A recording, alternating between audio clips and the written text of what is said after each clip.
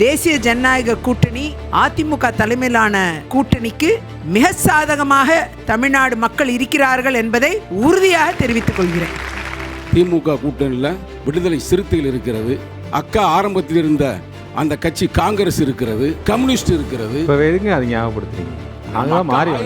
அக்கா எங்க இருந்தாலும் நாங்க வாழ்த்து தெரிவிப்போம். இடது பக்கத்து யாரு உட்கார்ந்துருக்கா? உங்களுக்கு இடதுல வலதுல யாரு உட்கார்ந்துருக்கிறா? இடதுக்கா வலதுக்கா? இதுதான் யுத்தமே. இப்ப இடது பக்கம் என்று சொன்னவர் அதோடு போயிருந்திருக்கலாம். வரலாற்றில் காங்கிரஸை இடது கூட சேர்த்து விட்டது நான் இன்னைக்கு தான் பாக்குறேன். மீத்தேன் எடுக்கிற திட்டத்திற்கு கையெழுத்து போட்டு கொடுத்தவர் இன்றைய முதலமைச்சர் ஸ்டாலின். தஞ்சாவூர்ல வந்து பேசின இன்றைய முதலமைச்சர், நான் தெரியாமல் கையெழுத்து போட்டு விட்டேன், மன்னித்து விடுங்கள் என்று கேட்டார். இதே மாதிரி தெரியாமல் அண்ணா அறிவாலயத்தோ கோபாலபுர வீட்டு பத்திரத்தையும் வைக்கிறோம், கையெழுத்து போட்டு விடுவீர்களா?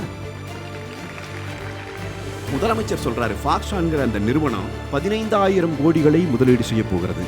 அவங்க சொல்லி கொஞ்ச நேரத்திலேயே அந்த நிறுவனம் சொல்லுகிறது, அப்படியெல்லாம் இன்வெஸ்ட் பண்ற எந்த ஐடியாவும் இல்லை.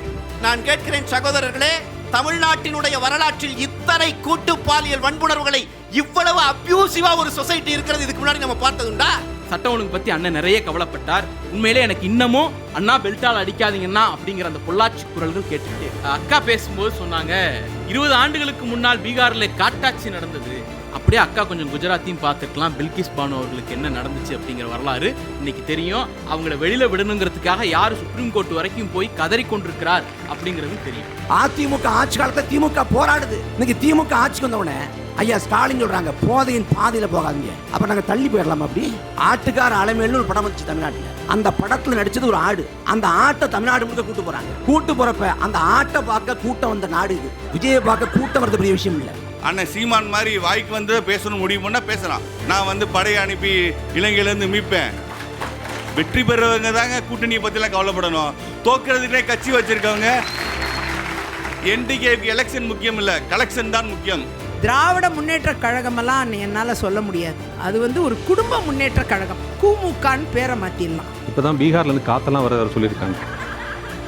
வீசியது காற்று அல்ல, அங்க ஓட்டு போட்டுட்டு அலையலையாக கூலி கிடைக்காத தொழிலாளர்கள் தமிழ்நாட்டை நோக்கி வந்ததுதான் அவருக்கு அலையாக காற்றாக தெரிந்திருக்கிறது. எங்களை வந்து சொன்னாங்க மாற்று சக்தின்னு. நாங்கள் மாற்று சக்தி இல்லைக்கா, முதன்மை சக்தி. நான் பேசலாம்ல, பிளாக் டிக்கெட் கேட்கலாம்ல, இல்லை லாட்ரி டிக்கெட் நான் கேட்கலாம்ல. அக்கா எம்எல்ஏ இருந்தாங்களா இல்லையா? நீங்க போனா கழட்டி விட்டேன், கொடுக்கவே இல்லைங்க. இந்த கூட்டணி தொடர்ந்தால் நாங்கள் வெற்றி பெறுவோம், கவலையே படாதீர்கள். 2026 நீங்கள் வெற்றி பெறப் போவதில்லை. வெள்ளை அறிக்கைன்னு கேட்டா மரியாதைக்குரிய தொழில்துறை அமைச்சர் TRP ராஜா வெள்ளை பேப்பர் எடுத்து காட்டுறார், இதுதான் வெள்ளை அறிக்கை. ஒரு படத்திலே வடிவேலிடம் கேட்பார்கள், என்ன வைத்திருக்கிறாய் என்று, கையை உள்ள விட்டு எடுத்து காட்டுவார், ஒண்ணுமில்லைன்னு. அதே மாதிரி ராஜா காட்டினார், என்ன வெள்ளை அறிக்கை, இதோ ஒண்ணுமில்லை. ஏதாவது இருந்தா தானே அவர் காட்டுவார்.